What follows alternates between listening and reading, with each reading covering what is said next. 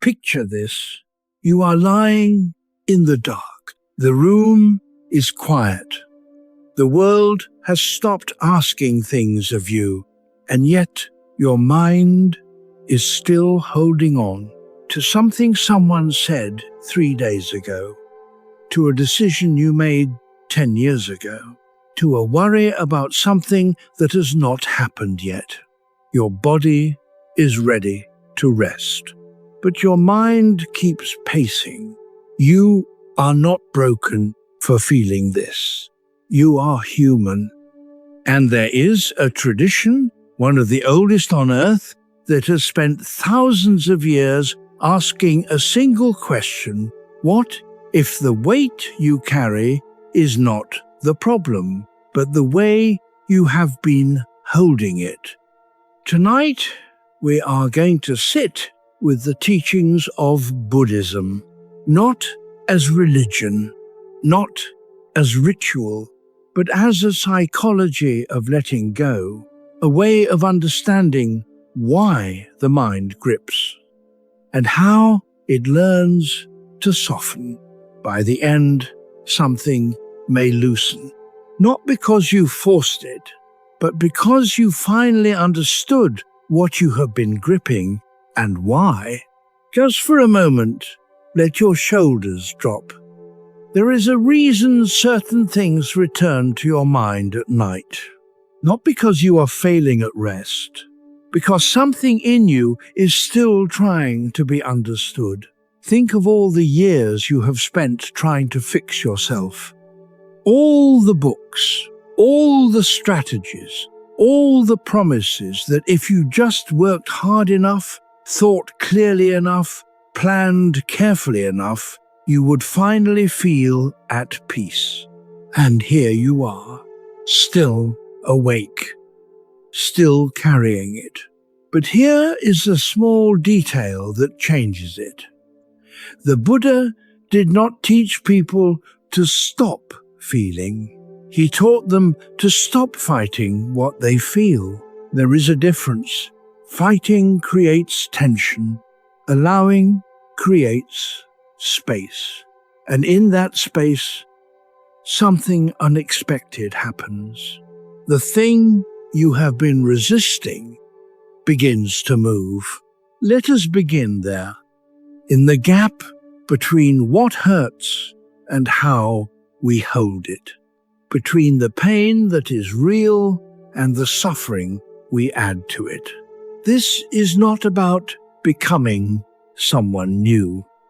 It is about remembering something you already know but have forgotten, that you are not your thoughts. You are not your worries. You are not the endless loop of what-ifs that play at 2 a.m. You are the one listening to them, and the one listening is already calm. Hold that gently, because it returns later. Chapter 2. The Problem of Suffering. Somewhere in northern India over 2,000 years ago, a man sat beneath a tree. His name was Siddhartha. He had spent years searching for an answer to a question that would not leave him alone. Why does life hurt? Not the sharp pain of injury, the quieter kind, the ache that lives in wanting things to be different than they are. He was born into privilege, a palace, wealth, protection from every hardship. His father tried to shield him from suffering, but you cannot build walls high enough to keep out impermanence. One day, Siddhartha left the palace, and he saw what his father had hidden: sickness, old age, death. The undeniable truth that all things, all bodies, all moments, all joys eventually end. This shook him, not because he was naive, but because he suddenly understood that no amount of comfort could protect him from the fundamental fragility of being alive. So he left He tried everything the world offered: extreme discipline, meditation until his body nearly failed, philosophy, starvation, pleasure, renunciation. None of it worked. And then one night, under that tree, he stopped searching. He sat, and he saw something. The problem was not life itself. The problem was the way the mind resists life. Now, let your shoulders drop for a moment. Notice the air moving in and out. You do not have to solve anything right now. This is where Buddhism begins, not with a promise of heaven, not with a list of rules, but with a simple observation: suffering exists. The Buddha called it dukkha. It is a word that means more than pain. It means the background hum of dissatisfaction, the feeling that something is slightly off, even on good days. You know this feeling. It is there when you scroll your phone at night, looking for something to fill the quiet. It is there when you achieve what you set out to achieve and still feel hollow. It is there in the restlessness that follows you from room to room, quiet and persistent. You have done everything right, or close enough, and still something feels unfinished. That gap between doing enough and feeling enough is where dukkha lives. But there is a quieter layer beneath that. The Buddha did not say life is suffering and leave it there. He said suffering has a cause. And if it has a cause, it can be understood. And if it can be understood, it can be released. This is not optimism. This is observation. Think of a time when you were in pain, real physical pain. When you understood what was causing it, the pain often became more bearable. Not because it hurt less, but because you were no longer afraid of it. Emotional suffering works the same way. When you see how it arises, the patterns, the habits, the stories, it loses some of its power. Not all of it, but enough.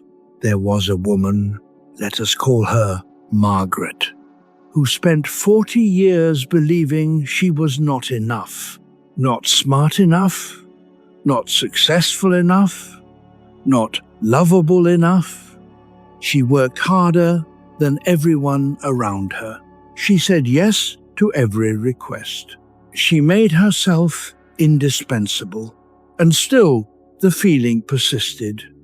One night, sitting alone after yet another exhausting day, she asked herself, "What am I actually trying to prove?"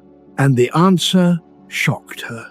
"I am trying to prove I deserve to exist." The moment she named it, the exact shape of her suffering, something shifted. Not immediately, not completely, but she saw the pattern. Every achievement was an attempt to silence the voice that said she was not enough. But achievements cannot silence that voice. Only understanding can. And here is the part most people overlook. Quietly, suffering is not a punishment. It is not a sign that you are doing life wrong. It is information. It is your mind trying to tell you something here needs attention. And when you stop running from that message and start listening to it, the suffering begins to transform, not into joy, into clarity. And sometimes clarity is more valuable than happiness. Chapter 3. the nature of craving. The cause, the Buddha said, is craving, but not the kind of craving you might think. It is not just wanting a drink when you are thirsty. It is the mind's endless habit of reaching for more, for different, for better. The word in Pali is tanha. It means thirst. A thirst that is never quite satisfied. Let the next breath come slower. Think of the last time you finally got what you wanted. A new job, a relationship, a goal you worked toward for months. There was relief, maybe even joy. And then what? A week later, the mind was already looking ahead. What is next? What is missing? What could be better? This is not greed. This is not a moral failing. This is the nervous system trying to feel safe by controlling the future. But the future cannot be controlled, and so the mind keeps reaching. It keeps planning. It keeps rehearsing conversations that may never happen. And that reaching, that constant movement toward what is not here, is what the Buddha called the root of suffering. Craving has three forms, the Buddha taught. The first is craving for pleasure, for things to feel good, to stay good, to never end. You see this in the way you hold onto a perfect day, the way you wish a moment could last forever, the way you feel vaguely sad when something beautiful ends, even though you knew it would. The second is craving for escape, for pain to stop, for discomfort to leave, for difficult feelings to vanish. You see this at night. When your mind loops through problems, trying to solve them into non-existence, when you reach for distraction, your phone, a drink, anything to avoid what you are feeling. The third is the quietest. It is the craving for existence itself to be different, for you to be different, smarter, calmer, less broken, more whole. And this is where the mind gets exhausted, because when you are constantly reaching for a future version of yourself, you cannot rest in the version that is here. Notice where your body touches what is beneath you.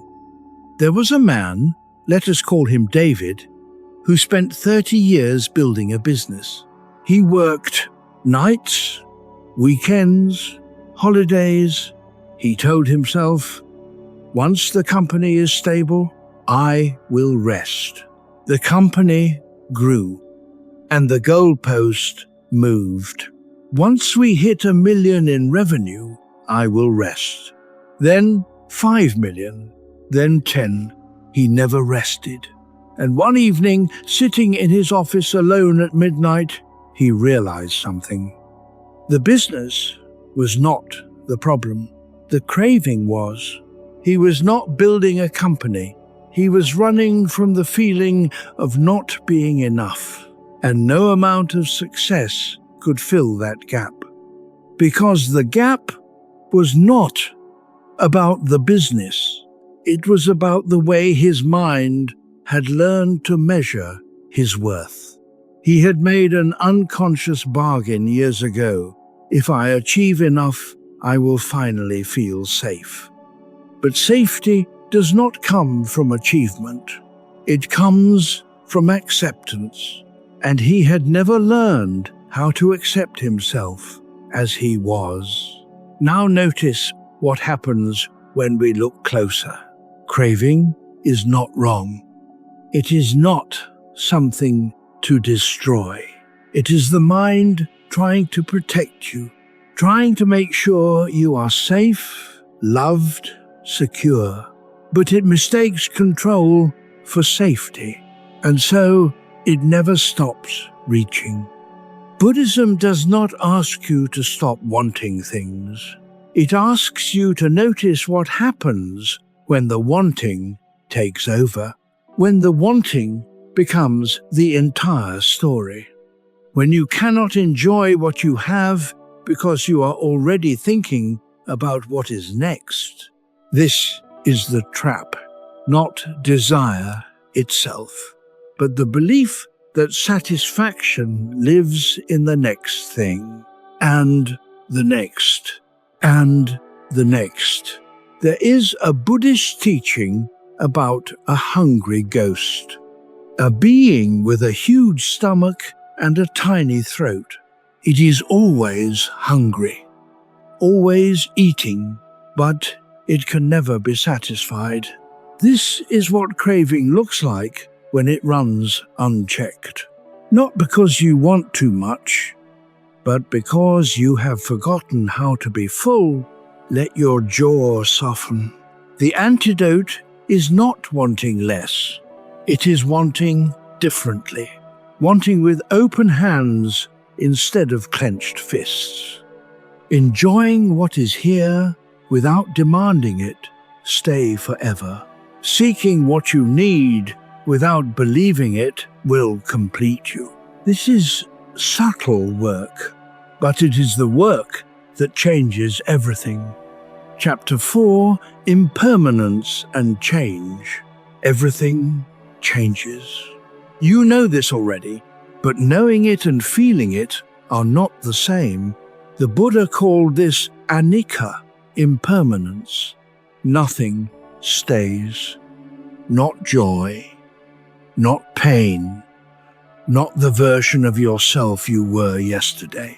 And the mind hates this because the mind wants to hold on. It wants to freeze the good moments and fast forward through the bad ones. But life does not work that way, and so we suffer. Not because things change, but because we resist the changing just for a moment. Let your shoulders drop. Imagine you are holding sand. The tighter you grip, the faster it falls. This is how we hold most things. A relationship that is shifting, a body that is aging, a version of your life that no longer fits. We grip tighter. We tell ourselves, if I just hold on a little longer, it will go back to how it was. But it will not, because everything that arises passes. This is not pessimism. This is the physics of being alive. Think of the last conversation you replayed in your mind. Maybe from days ago, maybe from years. You have edited your words 1,000 times. You have imagined what you should have said. You have tried to rewrite it into something different. But the conversation is over. It exists only as memory now. And memory is not reality. It is a story you keep telling. And every time you tell it, you add something. You subtract something. You shape it to fit the feeling you need it to carry. But the actual moment, the one that happened, that is gone. And no amount of replaying will bring it back. This is impermanence. Not just in the big things, death, loss, endings, but in the small ones too. The cup of coffee that goes cold, the sunset that fades, the moment of peace that slips away before you even notice it arrived. And here is the paradox. The moment you accept that nothing lasts, you start to pay attention differently. You stop taking things for granted. You notice the warmth of the morning light, the sound of someone you love laughing, the feeling of being alive, here, now. not because you are trying to freeze these moments, but because you know they are temporary, and their temporariness makes them precious. There is one more piece to this. The Buddha did not say impermanence to make you sad. He said it to make you free. Because if nothing lasts, not even your pain, then you do not have to carry it forever. The grief you feel tonight will not feel the same in 6 months. The fear that keeps you awake will soften. The regret that loops in your mind will eventually lose its sharpness. Not because you forced it to leave, because that is what all things do. They arrive, they stay for a while, they go, and when you stop resisting that, something loosens. Feel the weight of your body where it rests. There was a man, let us call him Thomas, who lost his wife after 43 years of marriage. The grief was unbearable. He could not imagine a day when it would hurt less. He did not want it to hurt less, because less pain felt like forgetting her, and forgetting felt like betrayal. But slowly, so slowly, he barely noticed, the grief changed shape. It did not disappear. It transformed from a crushing weight to a quiet companion. He still missed her, but the missing no longer prevented him from living.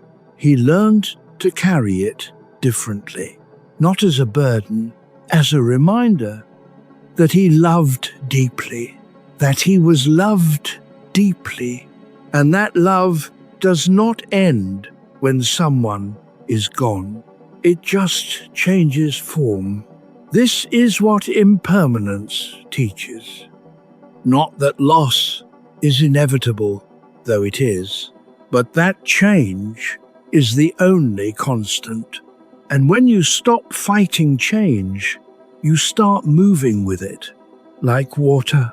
Water does not resist the shape of the riverbed. It flows, and in flowing, it carves stone. Impermanence is not the enemy. Resistance is. And once you see that, the ground shifts. Gently. Chapter 5. The illusion of control. Here is what the mind believes. If I think about it enough, I can control it. If I plan for every outcome, nothing bad will happen. If I rehearse the conversation perfectly, I will not be hurt. If I stay vigilant, I will stay safe. And so the mind paces. At 2 in the morning, while your body begs for rest, this is not a flaw. This is the mind doing what it was designed to do, protect you. But somewhere along the way, protection turned into exhaustion. Buddhism calls this the illusion of control, not because you have no agency, but because most of what happens is not up to you. Let the stillness hold you for a moment. You cannot control what other people think. You cannot control whether someone loves you back. You cannot control whether your body stays healthy, whether your plans work out, whether the people you care about stay. And yet the mind tries. It builds elaborate strategies. It replays scenarios. It prepares for disasters that may never come. And in doing so, it misses the only thing you can control: how you meet this moment, right now, not tomorrow, not in the conversation you are rehearsing, now. There was a woman, let us call her Claire, who spent years trying to fix her adult son. He struggled with work, with relationships, with finding his way, and she carried it like a stone in her chest. She gave advice, she made plans, she stayed awake at night thinking of solutions.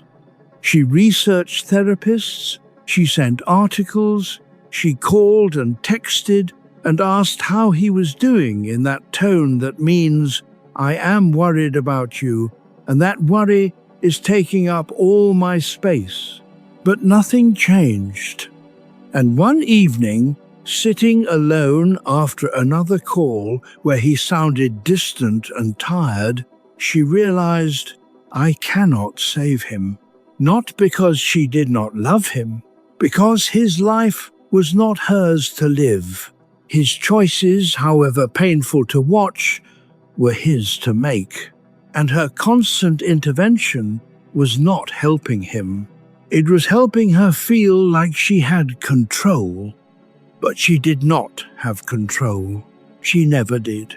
The moment she saw that, really saw it, something released.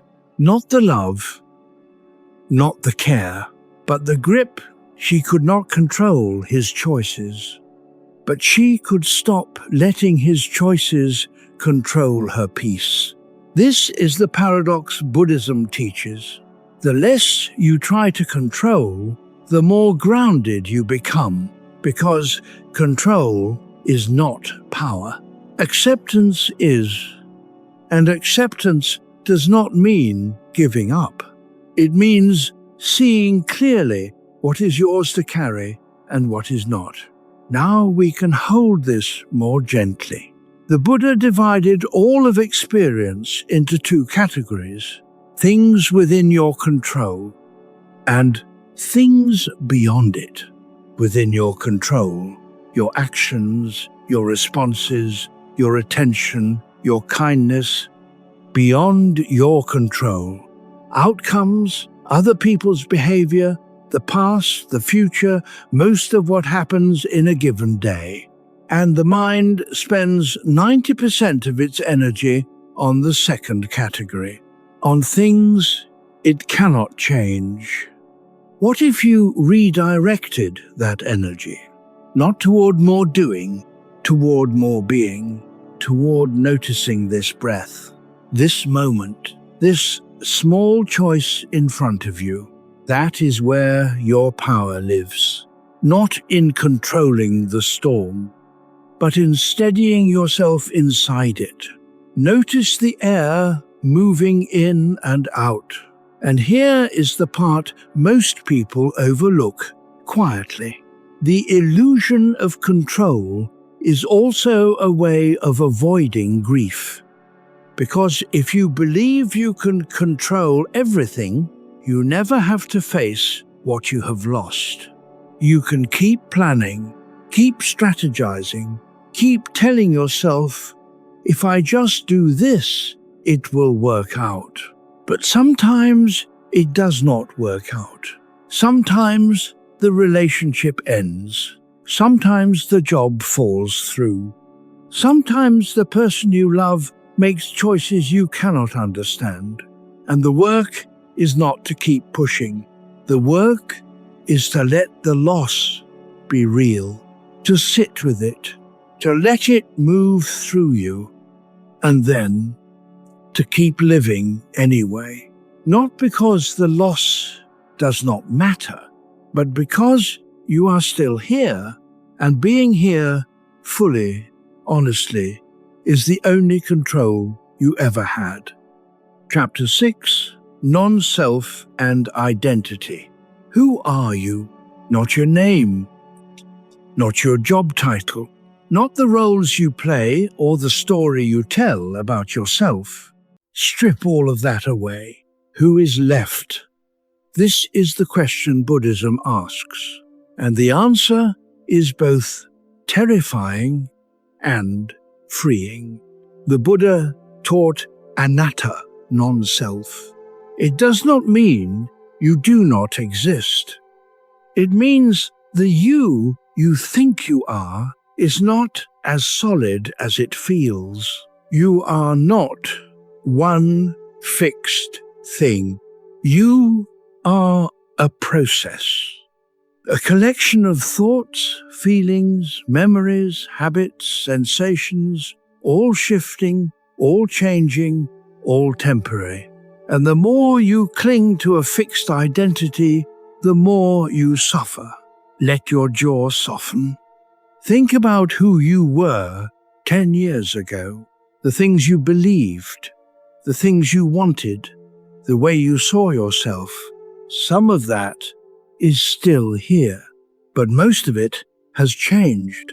You have different opinions now, different priorities, different fears, and yet your mind still clings to a story. This is who I am.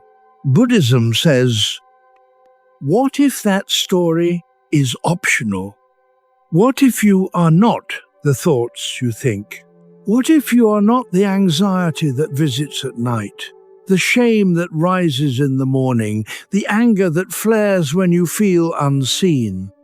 What if those are just weather patterns moving through you, real, but not permanent?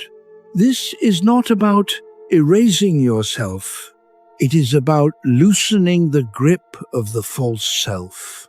The self that says, I am not enough, I am too much, I am broken, I am stuck. But because that self is a story, and stories can be rewritten. There was a man in his late 50s who lost his job after decades with the same company. He had built his entire identity around that work. His business cards, his email signature, the way he introduced himself at gatherings.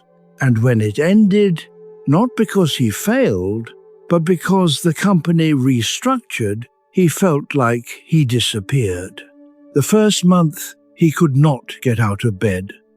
Not from depression, from disorientation. He did not know who he was without the job. He was not angry. He was hollow. Who am I, he asked his wife one night, if I am not this? And the answer took months to arrive. He started walking, long walks with no destination. And on one of those walks, he realized, I am not my job. The job was something I did. It was not who I was. He was the person who showed up, who kept trying, who learned to sit with uncertainty and keep breathing anyway. The identity he lost was never real.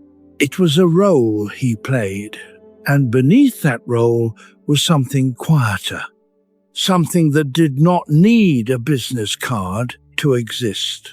This is what Buddhism means by non-self. Not that you vanish, but that the rigid boundaries you built around you start to soften. And in that softening, there is room to breathe. Notice where your body touches what is beneath you. You are not the sum of your achievements. You are not the worst thing you have done. You are not the labels others have given you. You are awareness itself, the one who watches the thoughts come and go, the one who feels the feelings rise and fall, the one who remains even when everything else shifts. And that one, the one watching, is already free, because it has nothing to defend, nothing to prove, nothing to become. It already is. And here is the paradox. When you stop defending a fixed identity, you become more flexible, more able to adapt, more able to change, more able to meet life as it is, not as you need it to be to confirm your story. This does not mean you have no preferences. It does not mean you become passive.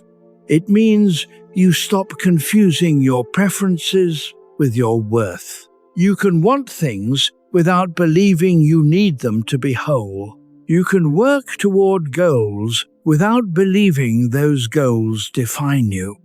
You can care deeply without making outcomes the measure of your existence. This is freedom, not from life, from the prison of a self that was always too small to contain you. Chapter 7: Attachment and the Ego. The ego is not evil. It is the part of you that says, I exist, I matter, I have preferences. Buddhism does not ask you to destroy the ego. It asks you to see it clearly, because the ego is not the problem. Attachment to the ego is. Attachment is the belief that your sense of self depends on external things staying a certain way. Your job, your relationships, your body, your reputation.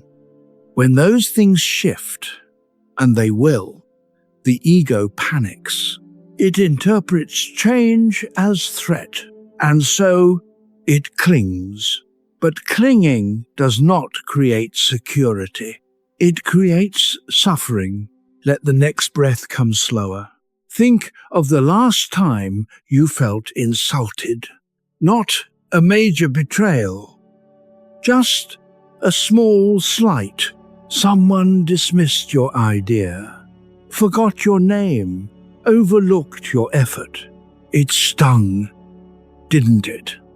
Not because the action itself was catastrophic, but because the ego felt diminished. The ego says, I need to be seen. I need to be valued. I need to matter. And when the world does not confirm that, the ego tightens. It defends. It explains. It proves. Buddhism does not shame you for this. It just points it out. And once you see it, you have a choice. You can defend the ego, argue, prove, correct, perform, or you can let it be small for a moment. Let the insult pass through. Let the dismissal exist without defining you. This is not weakness. This is freedom. There was a writer who spent years chasing validation. Every review, every comment, every bit of feedback became a referendum on his worth. A good review? He was enough. A bad review? He was a fraud. His sense of self swung wildly. He refreshed his book's ranking obsessively. He searched his name online. He read comments he knew would hurt him. And then one day, after a particularly harsh critique, something shifted. He sat with the pain, and he asked himself, why does this hurt so much? The answer was not about the review. It was about the story beneath it. He had been using external validation to silence an internal voice that said, you are not good enough. But external validation is a leaky bucket. You fill it, it drains. You fill it again, and you can never fill it enough to make the voice stop. He realized, I am not my work. The work is something I do, but it is not who I am. And once he saw that, the criticism lost its power. Not because it stopped hurting, but because it stopped defining him. The ego wants to be right. Buddhism asks, what if being right mattered less than being free? And that leads to the question beneath the question. Attachment is not just about things. It is about the story you tell yourself about those things. You are not attached to the relationship. You are attached to the identity the relationship gives you. You are not attached to success. You are attached to to the feeling of being someone who succeeds. And when that identity is threatened, the suffering begins. Buddhism teaches a practice called metta, loving kindness. But it does not start with loving others. It starts with seeing yourself clearly, with compassion, not harshness. You are allowed to want things. You are allowed to have preferences. You are allowed to care what happens. But you do not have to stake your entire sense of self on outcomes you cannot control. Feel the weight of your own body. You are not your wins. You are not your losses. You are not the version of yourself that others see. You are the awareness beneath all of that.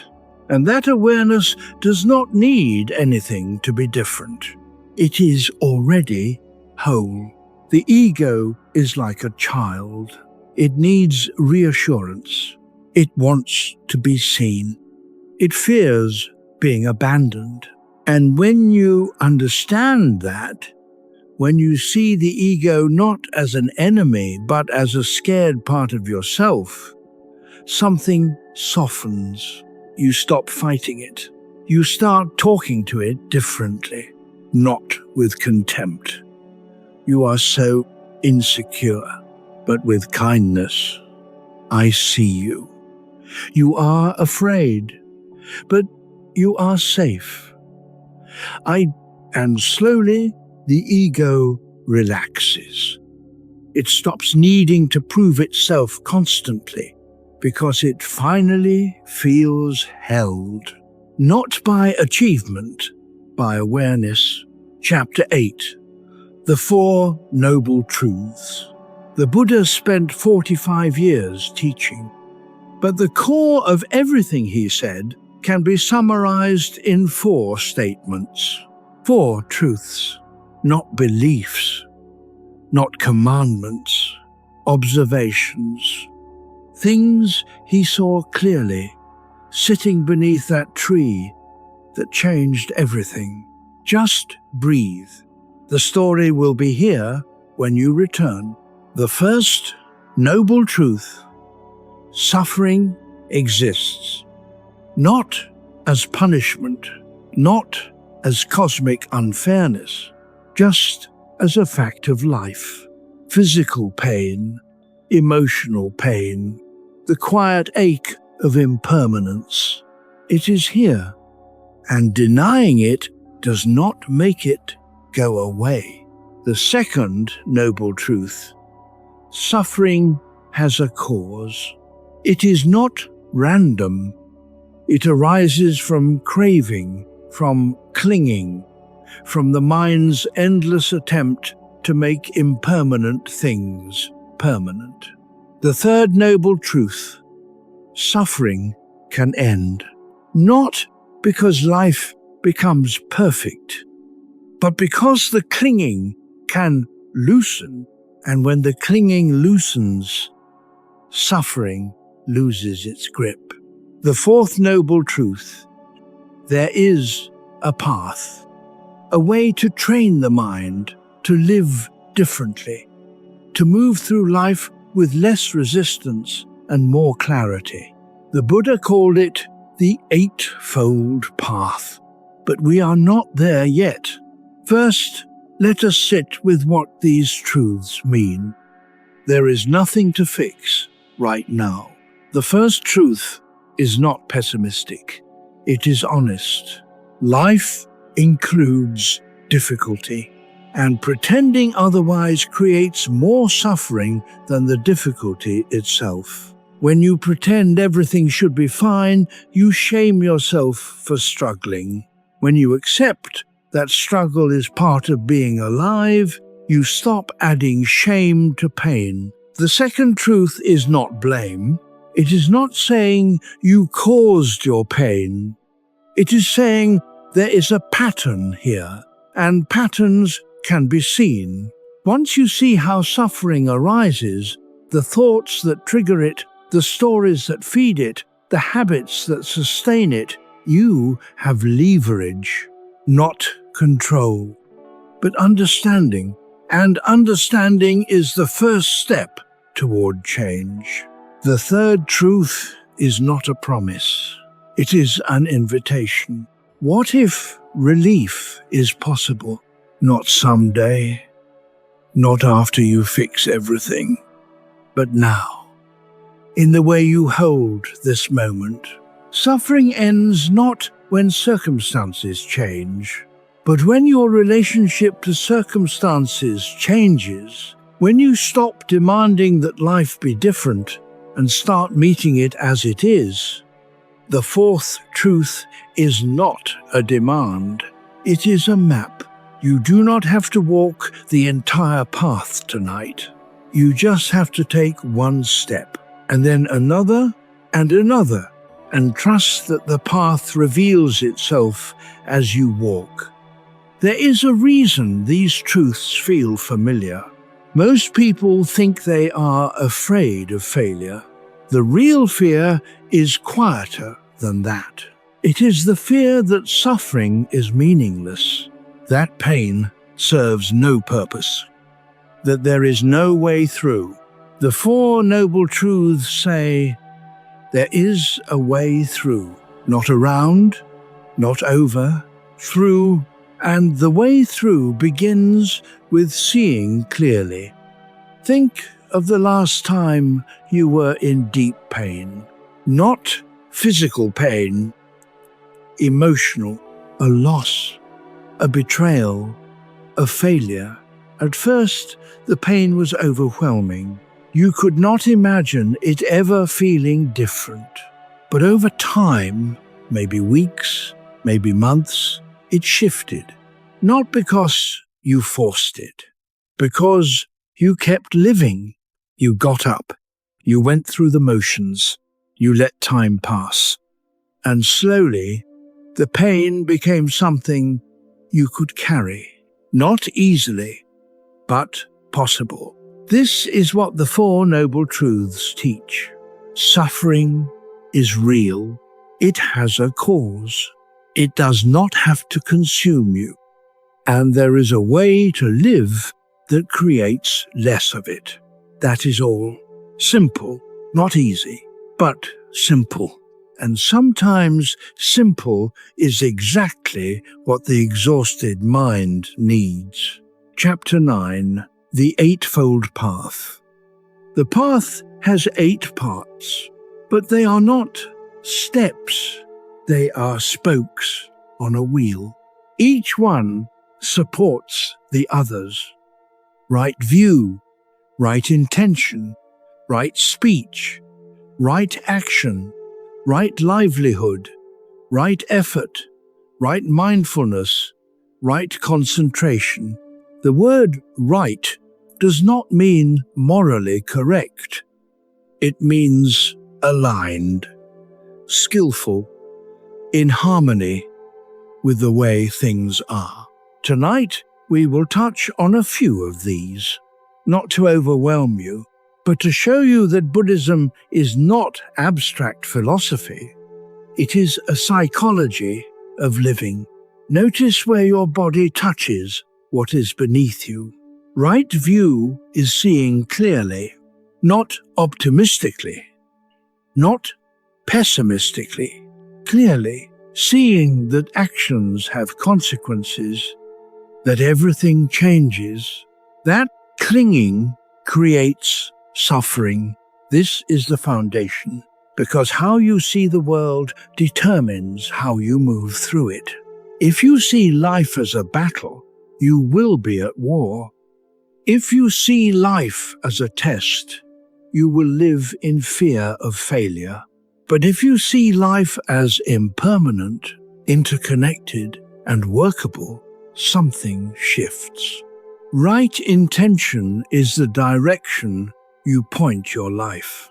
Not toward harm, not toward avoidance, toward understanding, toward kindness, toward waking up. Intention is not the same as goal. A goal is I want to lose 20 pounds. An intention is, I want to treat my body with care.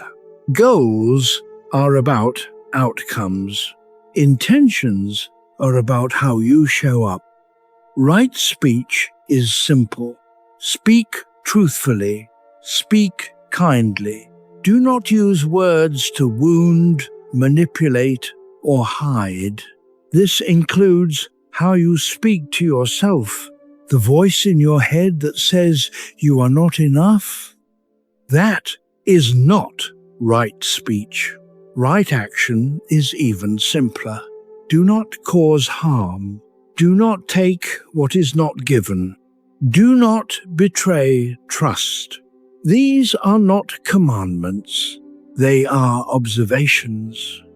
When you act in these ways, suffering decreases. For you, for others. Right livelihood means earning your living in a way that does not create harm. Not perfection, but alignment. If your work requires you to lie, manipulate, or cause suffering, even indirectly, it creates friction inside you. Not moral judgment, just friction. And over time, that friction wears you down. Right effort is where most people stumble. It does not mean trying harder. It means directing your energy skillfully, cultivating what is helpful, letting go of what is not. Right mindfulness is presence. Noticing what is happening in your body, in your mind, in the moment, without immediately judging or fixing it. Right concentration is the ability to steady your attention, not rigidly, gently, like holding a bird. And as you listen, you do not have to do anything. These 8 paths are not a checklist. They are a way of being, and you do not have to master them all at once. You just have to notice where you are out of alignment and make one small adjustment. That is enough for tonight. And here is where the story turns, quietly. Most people think the Eightfold Path is about self-improvement, but it is not. It is about self-understanding. The path does not make you better. It makes you clearer. And when you are clear, suffering naturally decreases. Not because you became perfect, but because you stopped creating unnecessary pain. Chapter 10, Right View and Wisdom. Right view is the first spoke, because how you see the world determines how you move through it. If you see life as a battle, you will be at war. If you see life as a test, you will live in fear of failure. If you see life as suffering with no way out, you will despair. But if you see life as impermanent, interconnected, and workable, something shifts. Buddhism calls this wisdom, not knowledge, not intelligence. Wisdom, the ability to see what is true and let that truth guide you. Let your shoulders drop for a moment. There was a woman who believed for years that her worth depended on being needed.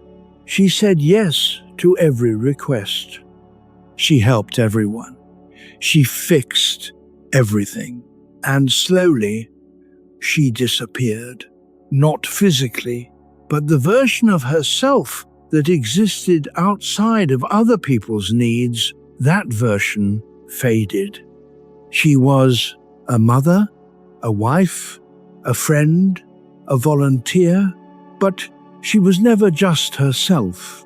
And one night, exhausted after a day of managing everyone else's crisis, she sat alone in her car, and she asked herself, "Who am I when no one needs me?"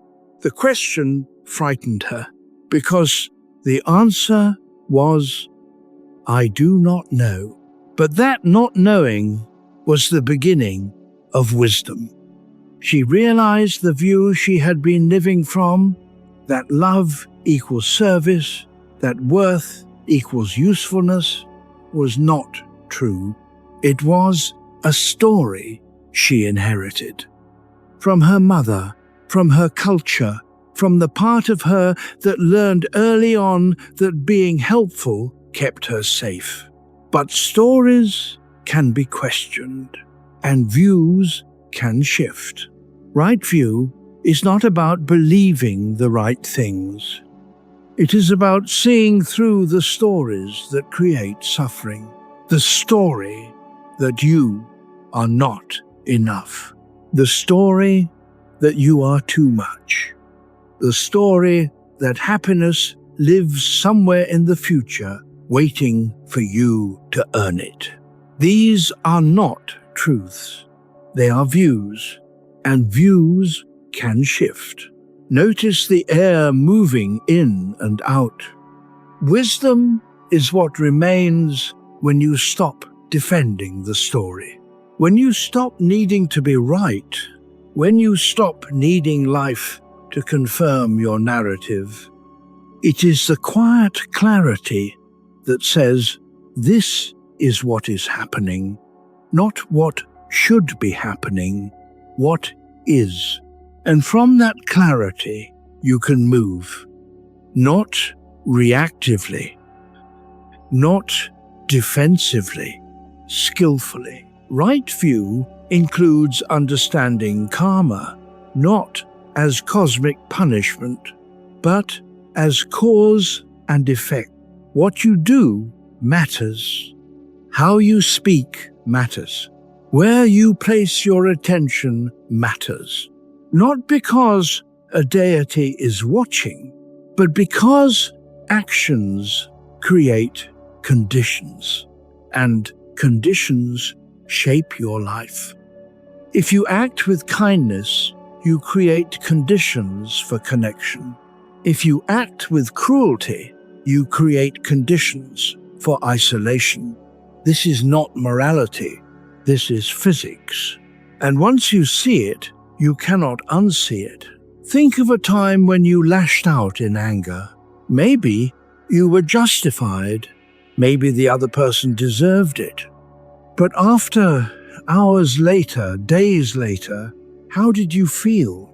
Not righteous, depleted, because anger might feel powerful in the moment, but it leaves residue in your body, in your relationships, in the way you see yourself.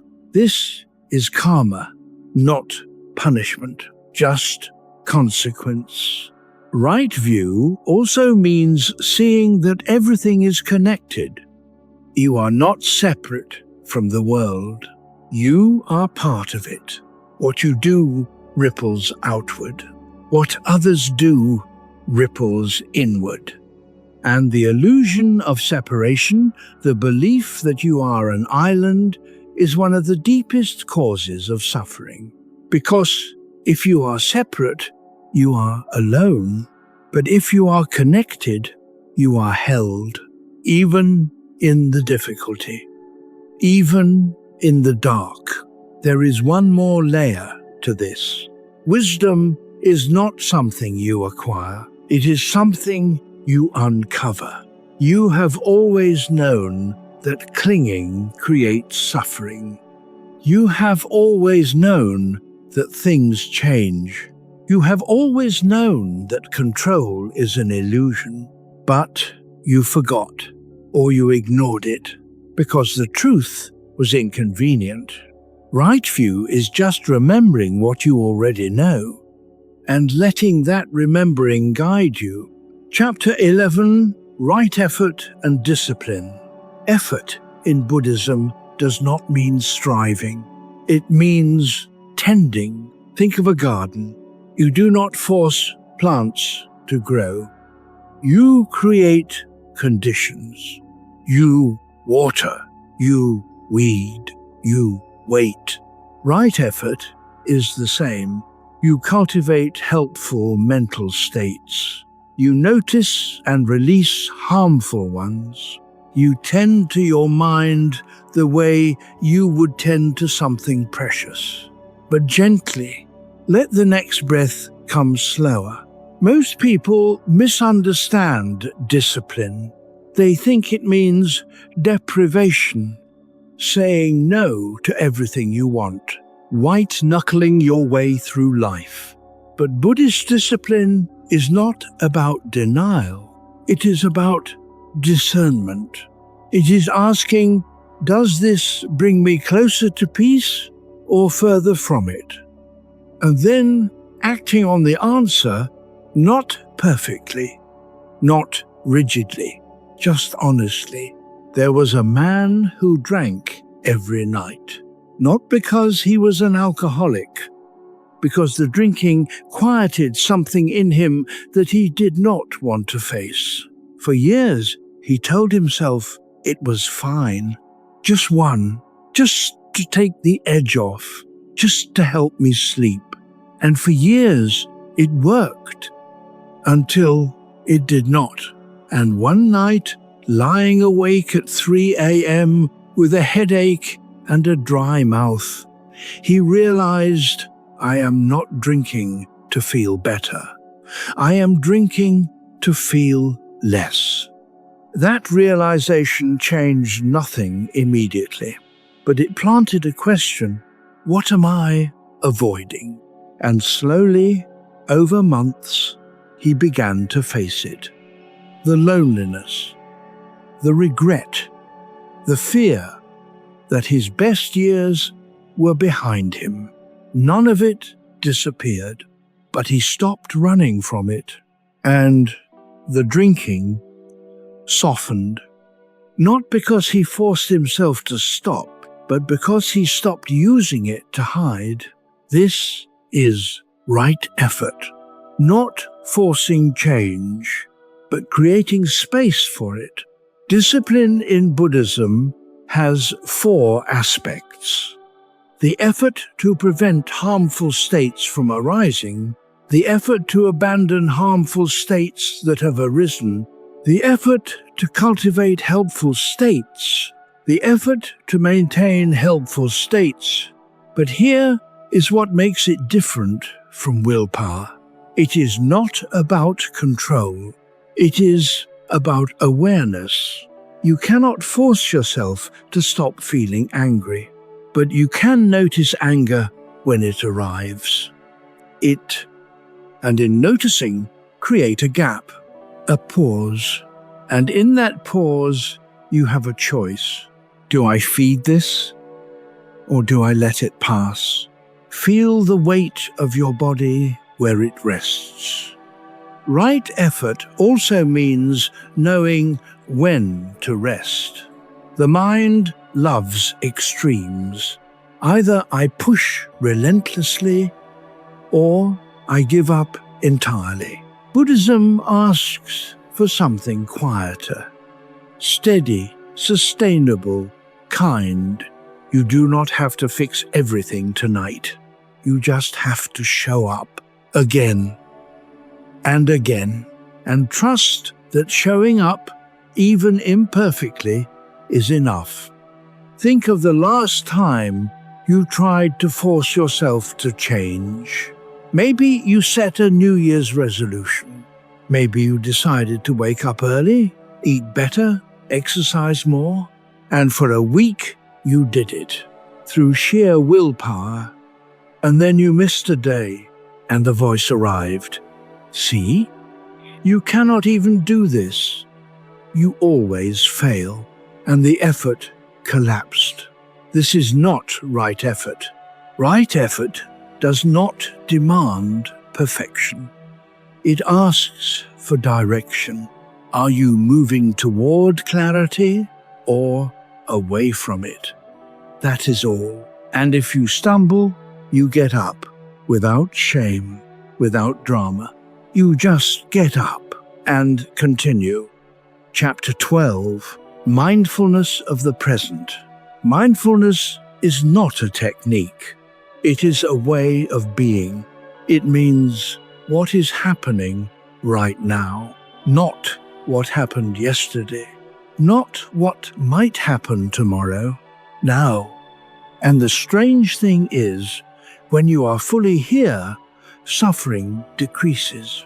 Not because the pain disappears, but because the story around the pain loosens. Right now, your body is holding you. You do not have to do anything for that to be true. Mindfulness is paying attention to breath, to sensation, to thought, to feeling, without immediately fixing, analyzing, or running from what you notice. Just noticing. It sounds simple, but the mind resists it, because the mind believes its job is to solve. And when there is nothing to solve, when you are just sitting, just breathing, just being, the mind panics. It says, "This is a waste of time. We should be doing something." But sometimes the most productive thing you can do is nothing. There is a Buddhist practice called walking meditation. You walk slowly, noticing each step, the heel touching ground, the weight shifting, the foot lifting. It sounds absurd. Who has time to walk that slowly? But here is what happens. When you pay that much attention to something as simple as walking, the mind quiets. Not because you forced it, because you gave it something real to focus on. And when the mind has something real, it stops chasing phantoms. Mindfulness is not about emptying the mind. It is about filling it with what is actually here. The texture of this moment, the feeling of breath, the sound of silence. And when you are here, really here, the past loses its grip, because the past is just a story you tell, and the future is just a story you fear. But this breath, this moment, it is real, and it is enough. Let your attention move to wherever your body feels heaviest. Maybe your legs, maybe your hands, maybe the back of your head against the pillow. There is nothing to change. Just notice. Mindfulness also applies to difficult emotions. When sadness arrives, you do not have to run. You can sit with it, not forever, just for this breath. Notice where you feel it in your body. Notice its shape, its temperature, its texture. And here is what happens when you stop resisting. The emotion moves, not because you pushed it away, because you stopped blocking it. Emotions are like weather. They come, they stay for a while, they go, but only if you let them. And mindfulness is how you let them. There was a woman who spent years avoiding her grief. Her mother had died 5 years earlier, and everyone told her, "You need to move on. You need closure." So she tried. She stayed busy. She said yes to everything. She filled every moment with distraction. But the grief remained, not as sadness, as numbness. She felt nothing. And one afternoon, alone in her car, after dropping her children at school, it finally arrived. Not gently, like a wave, she sobbed for her mother, for the years she lost, for the person she used to be before everything changed. And when it passed, 20 minutes later, she felt different, not happy, lighter. The grief had been there all along. She had just been holding it at arm's length, and the moment she let it in, it moved. This is mindfulness, not forcing, not fixing, just allowing, and in the allowing, there is relief.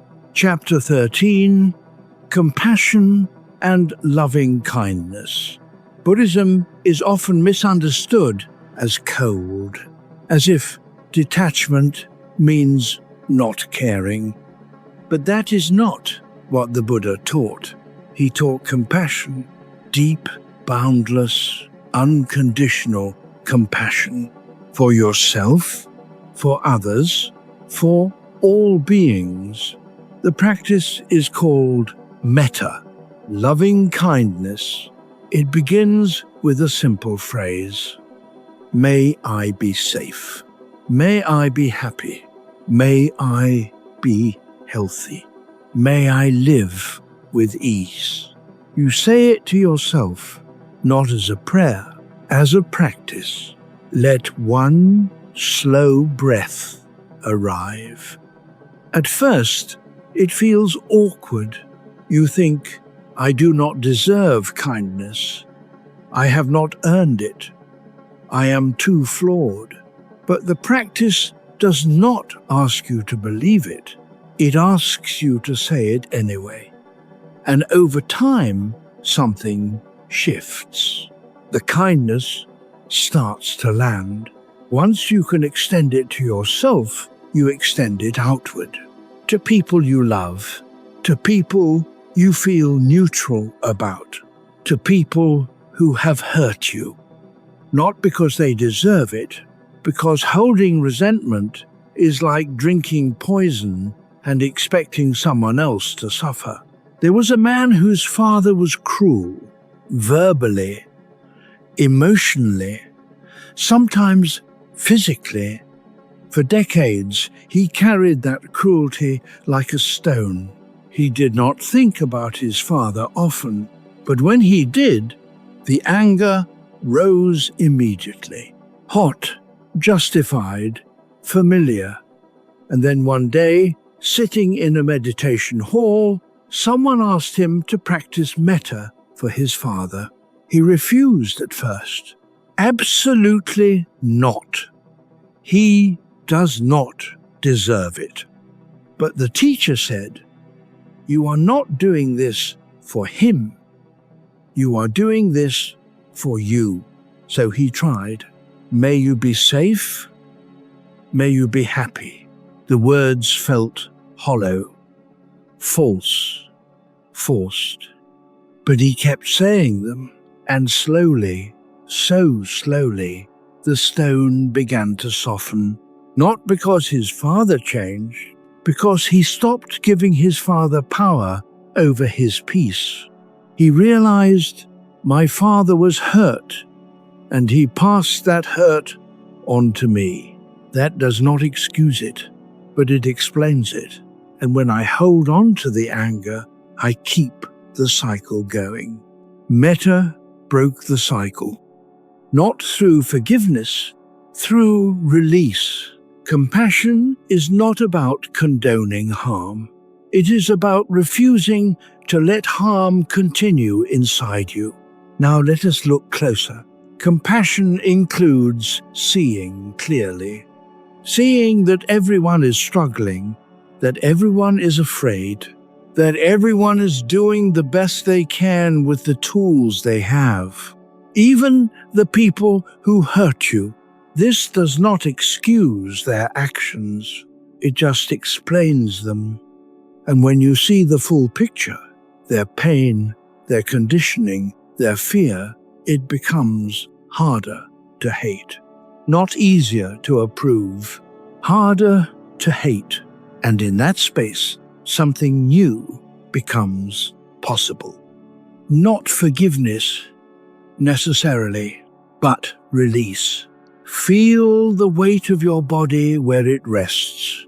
Loving kindness is not sentimentality. It is a radical reorientation. It says, I will not add more harm to the world.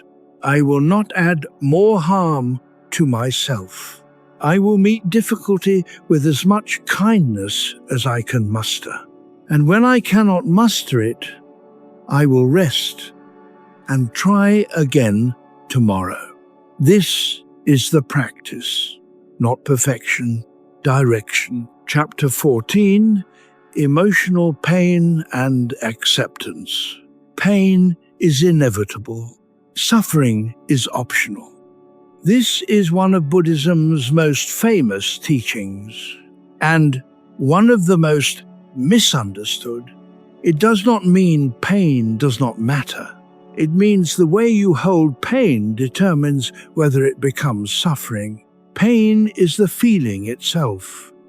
Suffering is the resistance to the feeling. Let me show you what this means. Imagine you lose someone you love. The grief is real. The ache is real. That is pain. Now imagine you add, I should be over this by now. I am weak for still crying. I am broken. That is suffering. The grief remains, but now you are also at war with the grief. And that war, that constant fight against what is, creates a second layer of pain. Buddhism does not ask you to stop feeling. It asks you to stop fighting what you feel. Notice where your body touches what is beneath you. Acceptance is not the same as approval. You can accept that something happened without believing it should have happened. You can accept that you feel angry without believing anger is who you are. Acceptance is just saying, this is what is here right now. And once you stop arguing with what is here, energy becomes available. Energy that was spent resisting can now be spent living. There was a woman who spent years trying to fix her anxiety. Therapy, medication, meditation, books, all of it helped a little, but the anxiety remained. And one day, exhausted, she stopped fighting it. She said, okay, you are here. I see you. And something strange happened. The anxiety did not disappear, but its grip loosened because she was no longer at war with it. She was just with it. And in that withness, there was space. Space to breathe. Space to move. Space to live. Acceptance is not passivity. It is the ground from which all real change happens. Because you cannot change what you refuse to see. And you cannot see clearly while you are fighting. And here is where the shift begins. Emotional pain wants acknowledgement. It does not want to be solved. It does not want to be erased. It wants to be seen. And when you see it, really see it, it softens. Not immediately, not completely, but enough. And enough is often all you need. Let the next breath be slightly slower. Buddhism teaches that emotions are visitors. They knock on the door. You let them in. You sit with them. And eventually, they leave. But if you lock the door and pretend they are not there, they stay outside, knocking. Louder and louder. Acceptance is opening the door, not forever, just for now, and trusting that what needs to move through you will. Think of a night when you could not sleep, not because of noise or discomfort, because of a feeling, fear, regret, worry, and the more you tried to push it away, the bigger it became. But when you finally stopped fighting, when you said, "Fine, I will sit with this," something shifted. The feeling did not vanish, but the struggle ended. And sometimes ending the struggle is more important than ending the feeling, because the struggle is what exhausts you. The feeling is just passing through. Chapter 15, Detachment versus Indifference. People hear detachment and think it means not caring, but that is not what Buddhism teaches. Detachment is not indifference. Detachment is freedom. Indifference says nothing matters. Detachment says everything matters, but I do not need to control it. Let us pause here for a moment, not to fix anything, just to notice. Your body is holding you right now. Let your attention move to wherever feels heaviest. Maybe your legs, maybe your hands. There is nothing to change. Detachment means caring deeply without clinging desperately. You can love someone and still let them make their own choices. You can want something and still be okay if it does not happen. You can feel pain and still not be defined by it. This is not cold. This is wise. Think of a parent watching their child leave home. Love says, "I care about you. I want the best for you." Attachment says, "I need you to stay. I cannot be okay without you here." One is generous. The other is fear wearing the mask of love. Detachment is loving without needing. It is the difference between holding and gripping. Holding is open, flexible, present. Gripping is tight, desperate, afraid, and you can feel the difference in your body. There was a man who built his entire life around his career. He worked constantly. He told himself it was for his family.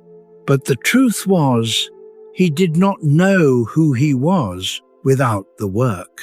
And then the company downsized. He was let go.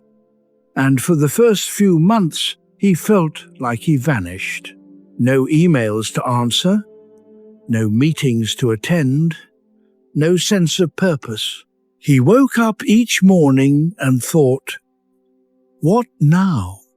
But slowly, something began to surface. A version of himself he had forgotten. A version that liked long walks, that read books, that sat with his children and listened. The career had not been the problem. The attachment to it was. He had made it the center of his identity. And when it left, he crumbled. But as he rebuilt, he built differently. He worked, but he did not grip. He cared, but he did not cling. And for the first time in decades, he felt steady. Not because life was perfect, because he was no longer dependent on it being perfect. Now, let your breath find its own rhythm. Detachment is not about having less. It is about needing less.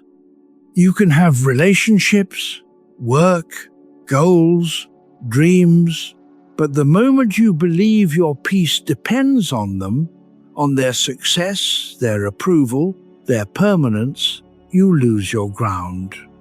Buddhism asks, What if your peace did not depend on anything external? What if it was already here, waiting for you to notice? This is not easy. The mind wants guarantees. It wants to know that if I do this, then that will happen. But life does not work that way, and attachment is making peace with that uncertainty. It is saying, I will care, I will try, I will show up, and then I will let go of the outcome. Not because the outcome does not matter, because clinging to it creates suffering. And I deserve to live without that weight. Chapter 16. Letting go in relationships. Letting go does not always mean leaving. Sometimes it means staying, but releasing the story of how the other person should be. Relationships end in two ways. 1. Someone leaves. 2. Someone stops demanding that the other person change. Buddhism does not tell you whether to stay or go. It asks, are you clinging to what was, or are you seeing what is? Let the stillness hold you for a moment. There was a couple who had been together for 20 years. They loved each other. They did. But somewhere along the way, they stopped seeing each other. They saw projections. He saw the woman she used to be, spontaneous, laughing, full of light. She saw the man she hoped he would become, more present, more expressive, more like the father she needed him to be.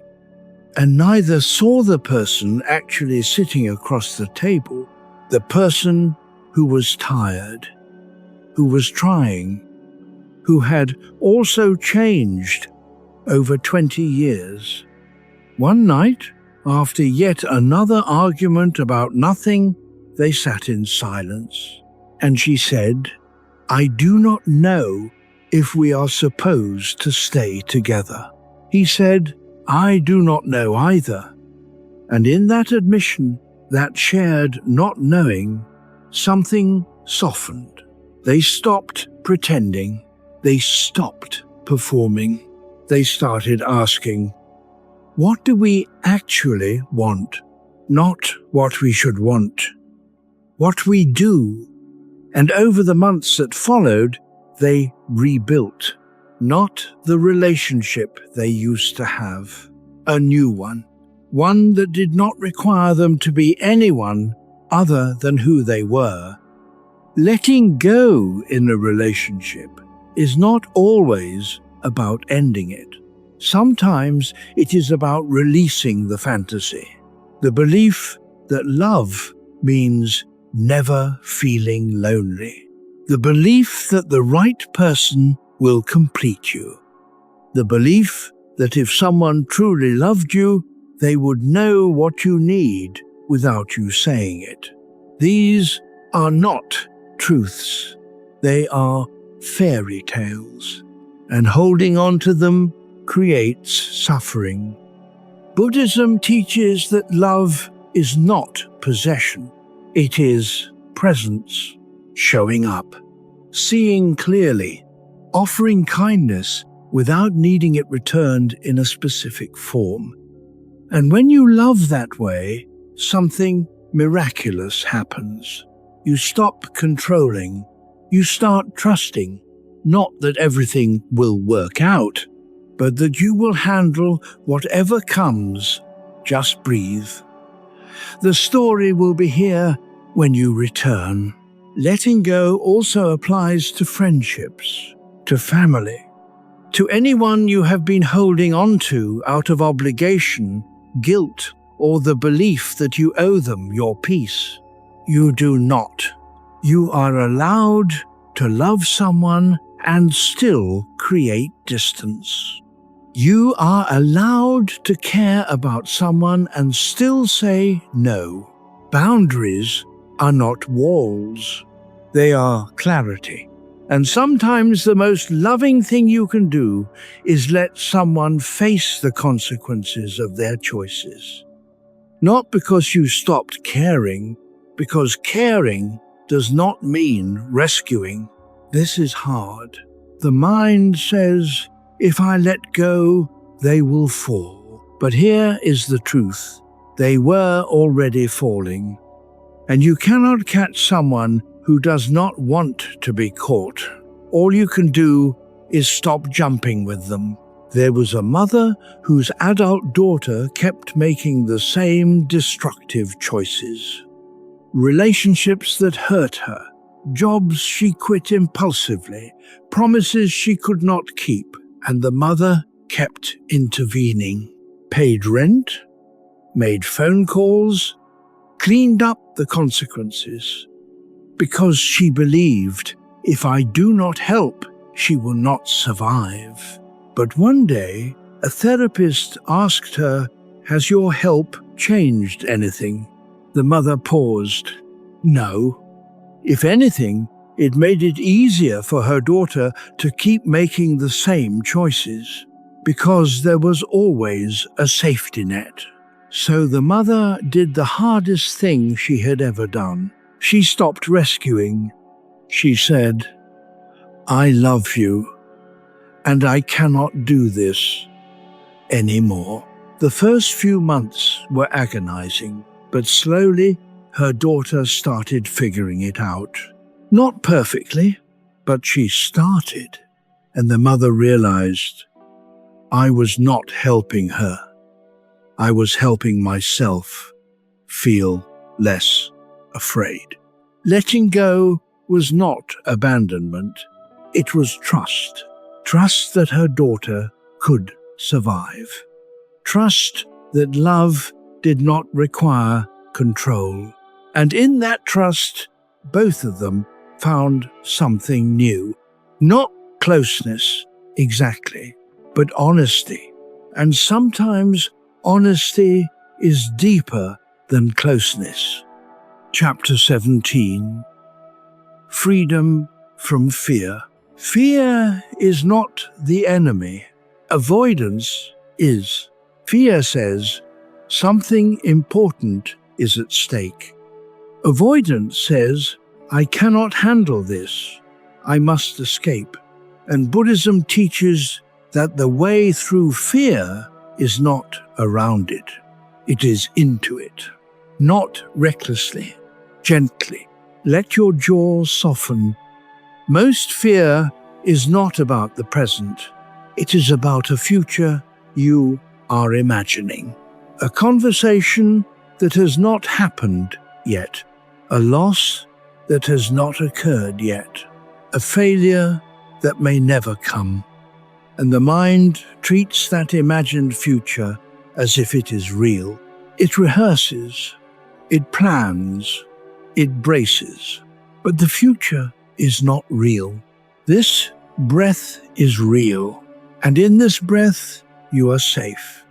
Fear loses its power when you stop feeding it with attention, not by ignoring it, by seeing it for what it is, a thought, a sensation, a signal, not a prophecy. There was a man who was terrified of dying.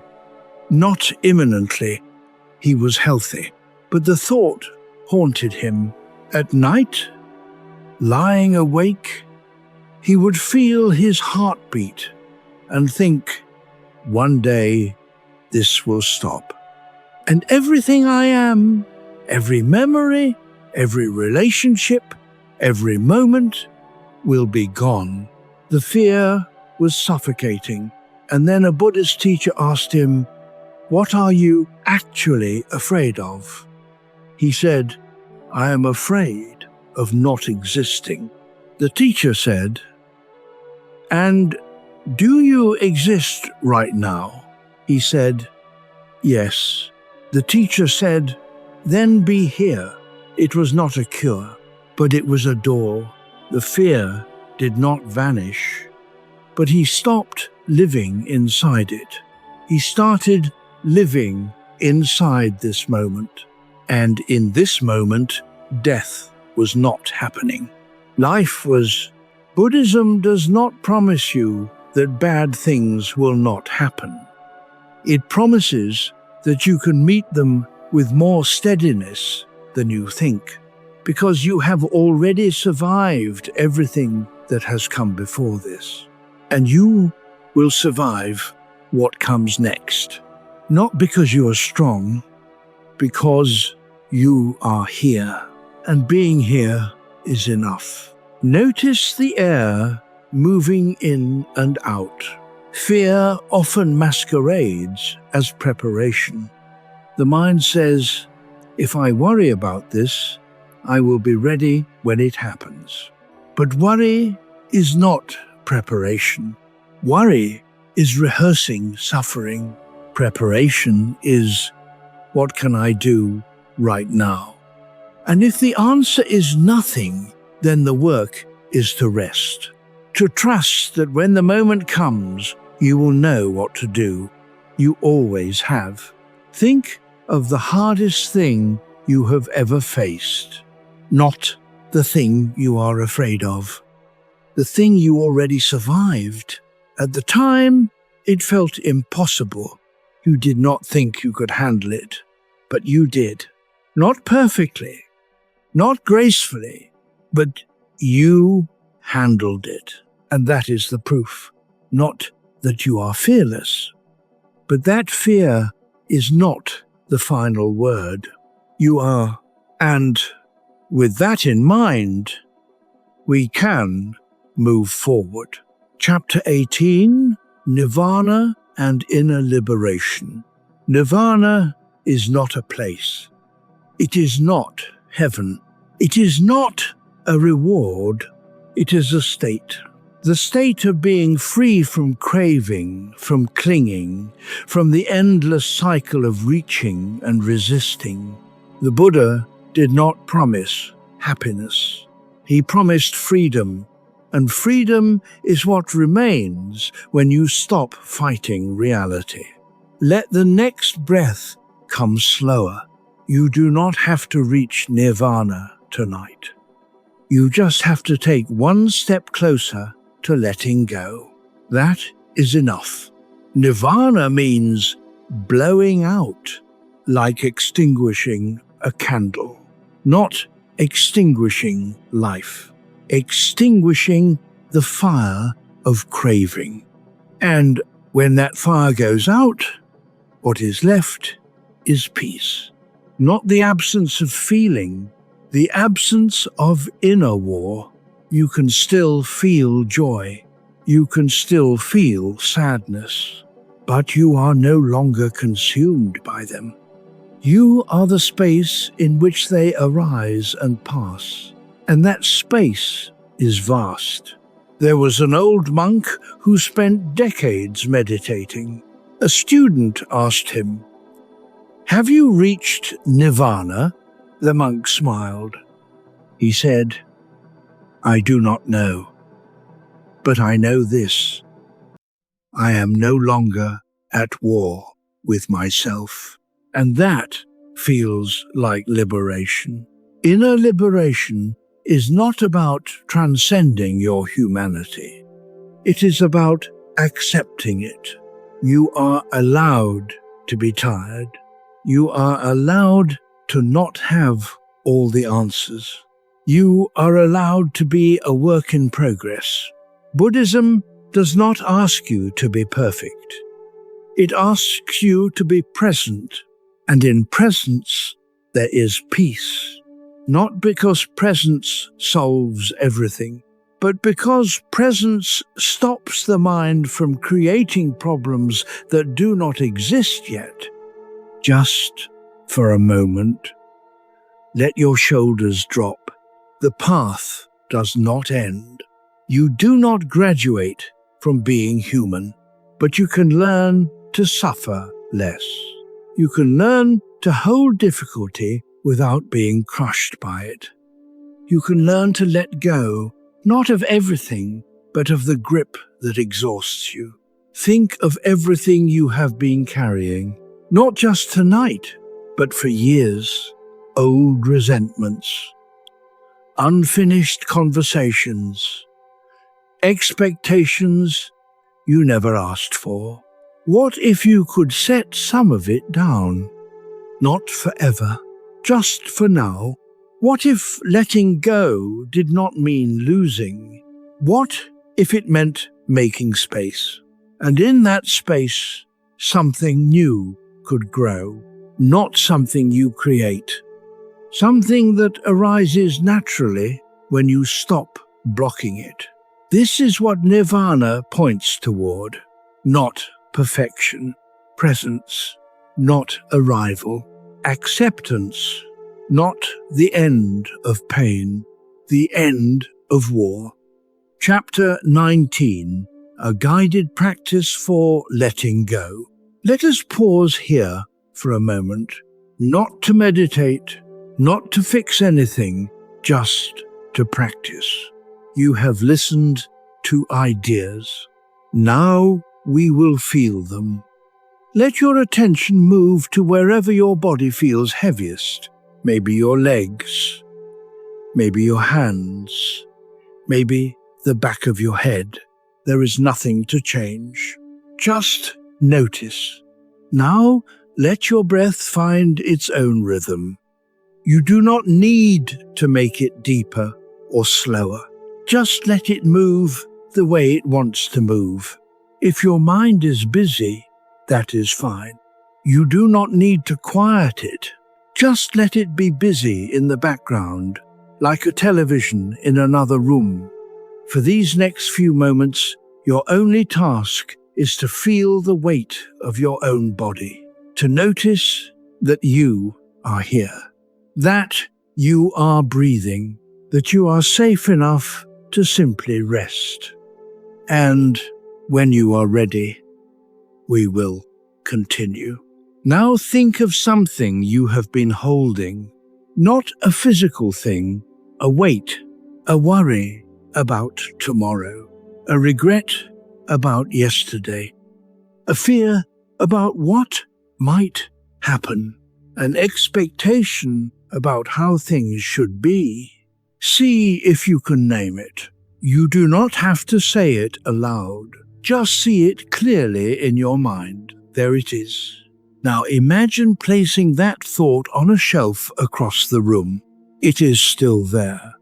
You have not erased it, but you are here. And it is over there. Notice the distance. You are not your thoughts. You are the one watching them, and the one watching is calm. The one watching has always been calm. Now take one slow breath and let that thought stay on the shelf for now. It will be there tomorrow if you need it. But tonight, you do not let your jaw soften. Imagine you are holding something in your hands. Feel the weight of it.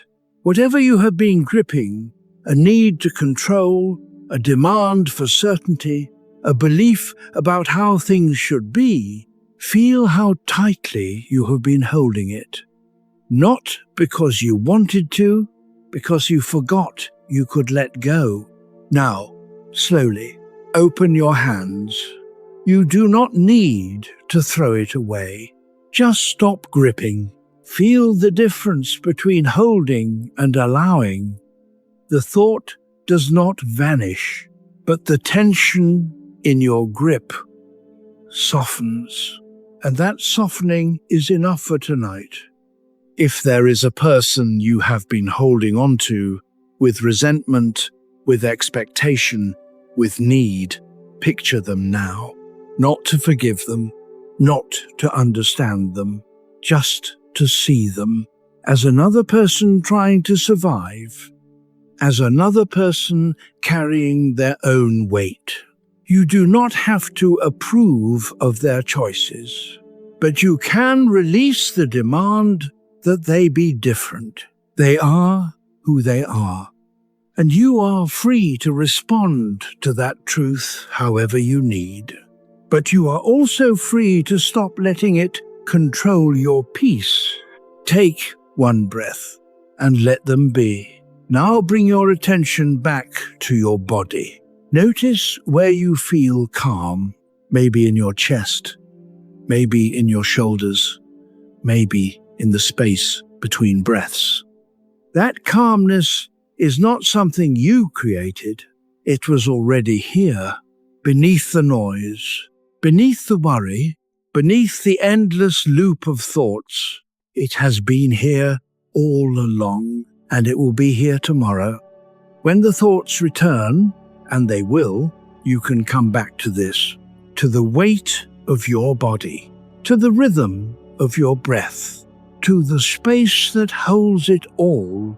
This is not escape. This is remembrance. Remembering that you are not the storm. You are the sky, and the sky is vast enough to hold everything. And when you are ready, let the practice end, not with effort, just by opening your eyes and noticing that you are still here. Chapter 20, a 7-day path for letting go. You do not have to change everything tonight, but you can take one step and then another. Here is a path, 7 days, 7 small practices, not to fix you, to remind you what you already know. Day 1, name what you are holding. Today, just name one thing you are carrying that is not yours to carry. A worry about someone else's choice. A regret about something you cannot change. A fear about something that has not happened. Just name it. You do not have to fix it. You do not have to let it go yet. Just see it clearly. That is enough for today. Day 2, unclench. 3 times today, check your jaw, your shoulders, your hands. If they are tight, let them soften. You do not have to do anything else. Just notice the tension and let it release. The body holds what the mind will not. Unclenching is not giving up. It is giving your body permission to rest, even for a moment. Day 3, say, I cannot control this. Choose one situation today that you have been trying to control and say silently or aloud, I cannot control this. Not with defeat, with honesty. Notice what happens in your body when you say it. Sometimes there is relief, sometimes there is fear.